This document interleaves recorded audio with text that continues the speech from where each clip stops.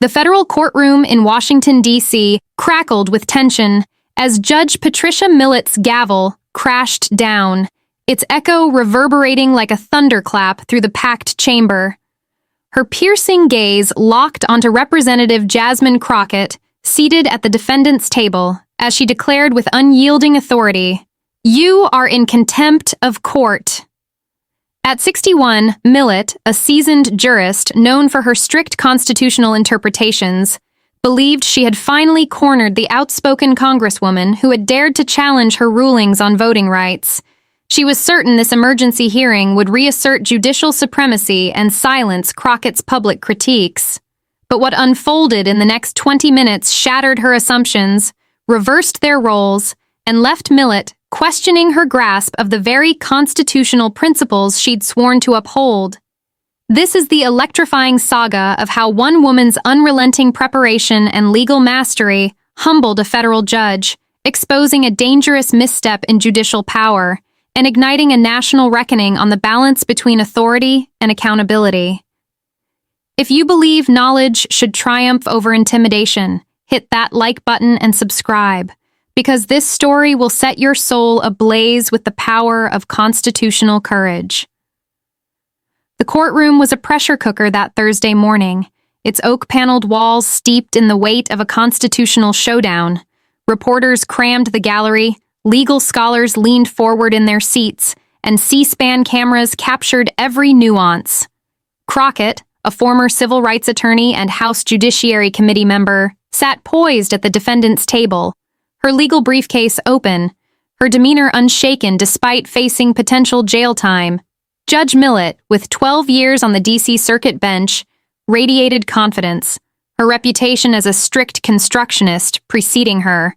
She had called this hearing to discipline Crockett for publicly criticizing her voting rights rulings, viewing the Congresswoman's words as an assault on judicial integrity.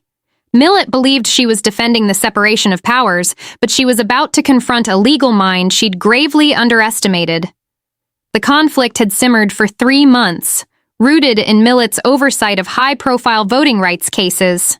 Her narrow interpretations, often favoring state restrictions, had drawn Crockett's ire. As a vocal advocate for voting access, Crockett had lambasted what she called judicial activism masquerading as conservatism, particularly Millett's handling of Section 2 of the Voting Rights Act. The flashpoint came 2 weeks prior, outside the courthouse after a Texas voting rights hearing. Asked about Millett's aggressive questioning of civil rights attorneys, Crockett didn't mince words. Judge Millett's approach betrays a fundamental misunderstanding of the Voting Rights Act. Her reasoning is legally flawed and historically blind, prioritizing state control over constitutional protections. The press conference, broadcast widely, enraged Millett, who saw it as an attempt to sway pending litigation. Consulting precedents, she issued a show cause order, summoning Crockett to justify why she shouldn't face contempt sanctions. The legal world was abuzz. Some scholars backed Millett's right to shield judicial proceedings, while others decried her move as an overreach, arguing Crockett's First Amendment rights protected her critique. When the order arrived at Crockett's congressional office, her staff urged hiring top-tier counsel, warning that contempt could mean jail and political ruin. But Crockett, with characteristic defiance, declared she'd represent herself. "I've been preparing for this constitutional fight since law school," she told her chief of staff, her eyes gleaming with resolve. "I'm ready to defend my words and the principles behind them." Her decision stunned allies and skeptics alike, setting the stage for a clash that would redefine the boundaries of judicial power.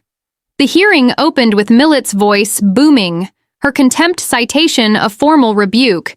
She recounted Crockett's statements, framing them as improper interference with judicial processes, and stressed the need for boundaries between branches. Elected officials, no matter their rank, must respect court proceedings and cannot pressure judges through public campaigns, she intoned, her 12 years of judicial gravitas underscoring each word. Turning to Crockett, she demanded, "Explain why you should not be held in contempt and sentenced accordingly." The gallery held its breath, expecting contrition or defiance. Instead, Crockett rose slowly, her presence commanding, and approached the podium with a thick folder of legal documents. "Your Honor," she began, her tone measured yet resolute, "I respect this court's authority but dispute the portrayal of my statements. They are protected speech under the First Amendment, within the bounds of legitimate judicial critique." Millett, impatient, interrupted. "Constitutional protections don't cover attempts to influence ongoing cases. No one, not even Congress, is above the law." Her words were meant to intimidate, but Crockett didn't flinch. Opening her folder, she produced a meticulously crafted legal brief. "Your Honor, I've prepared a detailed response to the citation and request permission to present my constitutional analysis."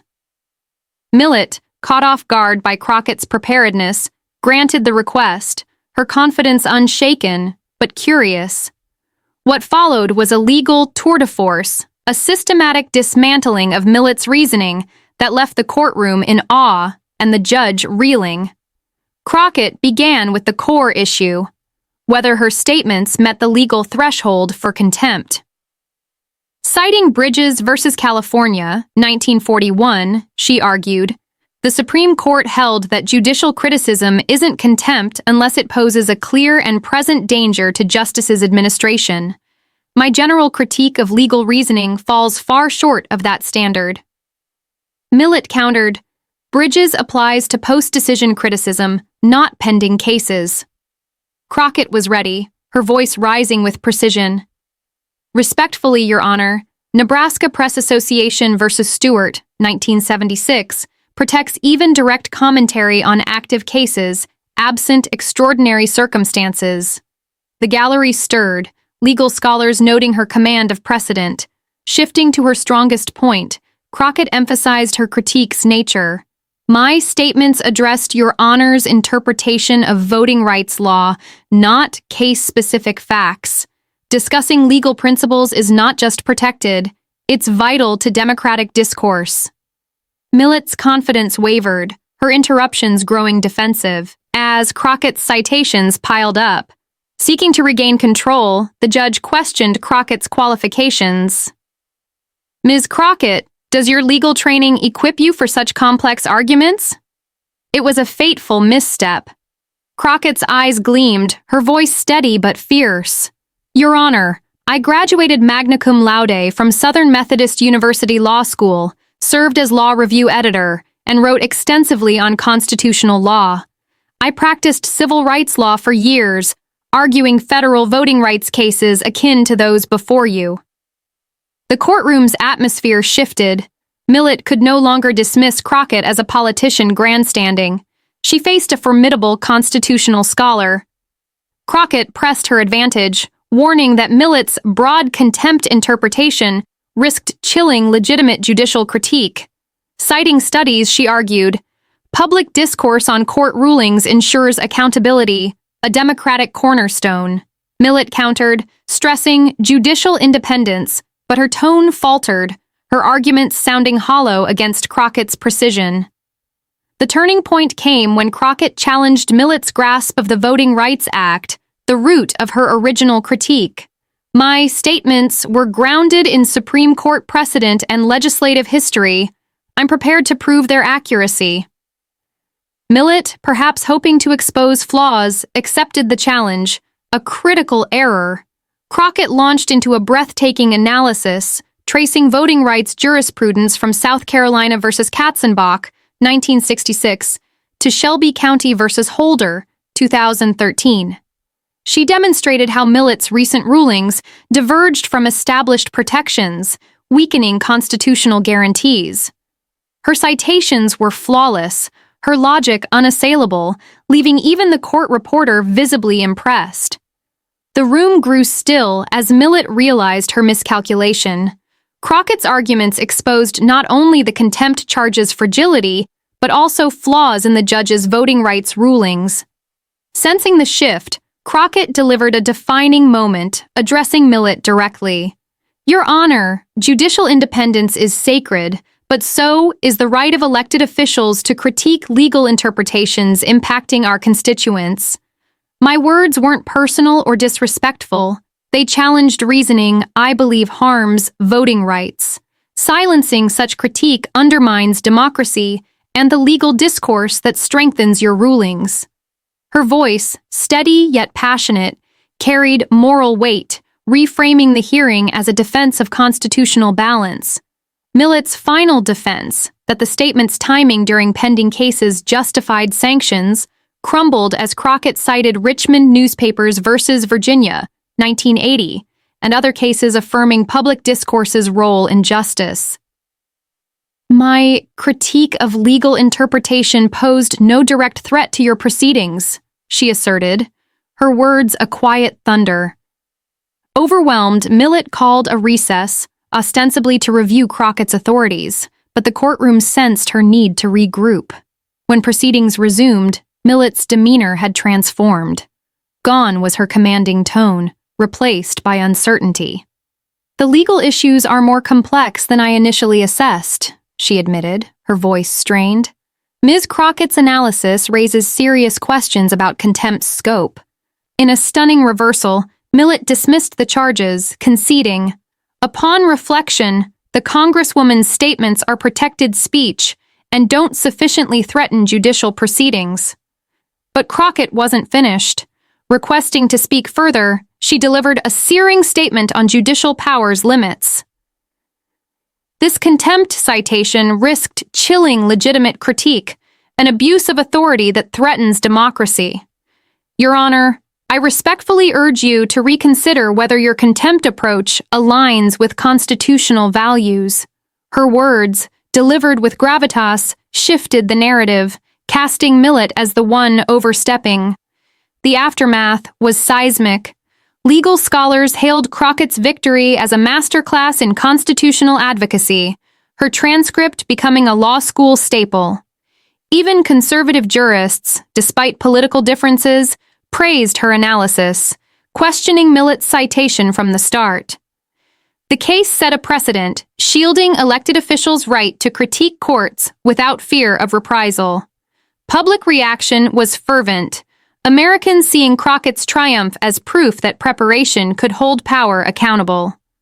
Social media buzzed with the Crockett vs. Millett, clips of her arguments going viral, inspiring citizens to study their rights.